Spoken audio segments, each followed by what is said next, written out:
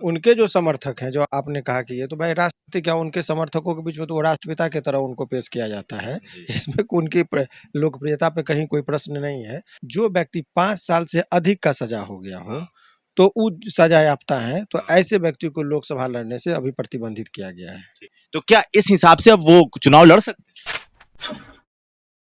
लालू यादव, हाँ वही लालू यादव जो बिहार के राजनीति में सबसे बड़े बादशाह कह लीजिए। अभी 75 साल का उनका जन्मदिन हुआ, जश्न मना। अब बिहार के मीडिया में ऐसी खबर चल रही है कि लालू यादव को विपक्ष राष्ट्रपति पद का उम्मीदवार बना सकता है।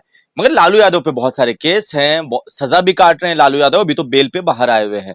तो क्या इस केस के और सजा याफ्ता होने के बाद लालू यादव राष्ट्रपति पद का चुनाव लड़ सकते हैं या नहीं लड़ सकते हैं? इसके बारे में हमने सोचा कि कानूनी जानकार जो हो उनसे बात किया जाए।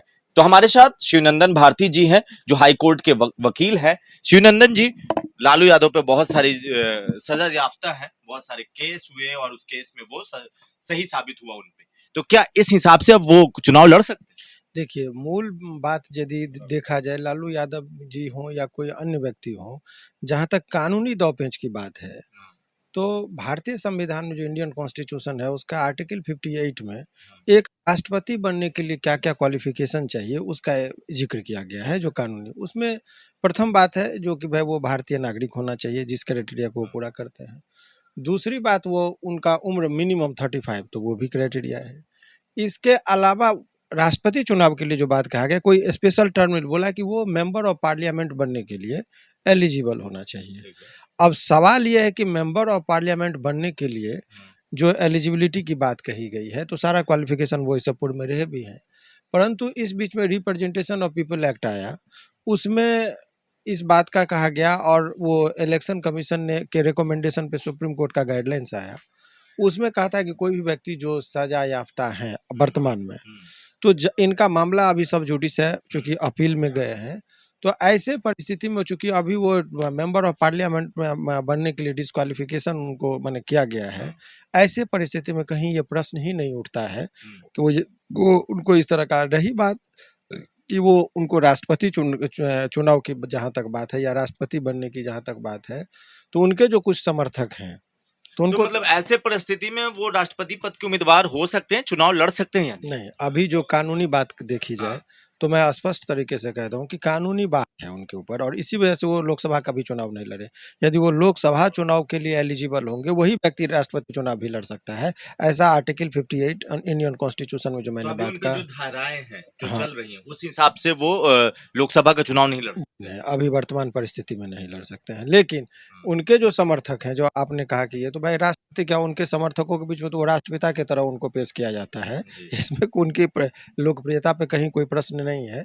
लेकिन कानूनी दांव-पेच की जहाँ तक बात है, तो मैंने जो कहा कि भारतीय संविधान के आर्टिकल 58 के तहत जो है, वो अभी वर्तमान परिस्थिति में चूँकि वो लोकसभा का चुनाव नहीं लड़ सकते हैं, इसीलिए वो एलिजिबल वो राष्ट्रपति के लिए भी अभी वर्तमान तो परिस्थिति वो में जो नहीं हो एक्ट सकते। की बात कर रहे हैं कि लोकसभा का हुँ। चुनाव नहीं लड़ सकते, तो कितने साल का सजा याफ्ता इंसान कितने साल की सजा हुई है वो लोकसभा का चुनाव नहीं लड़ देखिए सकता? इसमें अभी जो इलेक्शन कमीशन के रिकमेंडेशन पर हाँ, जो है सुप्रीम कोर्ट ने गाइडलाइन दिया जिसको रिप्रेजेंटेशन ऑफ पीपल एक्ट में भी जिक्र किया गया। तो जो व्यक्ति 5 साल से अधिक का सजा हो गया हो हाँ, तो वो सजा याफ्ता है, तो हाँ, ऐसे व्यक्ति को लोकसभा लड़ने से अभी प्रतिबंधित किया गया है। ठीक है। ठीक है, तो ऐसे में वो अब चूंकि इनको सजा जो है सो आप देखे होंगे कि 5 साल से अधिक हाँ, दिया गया है।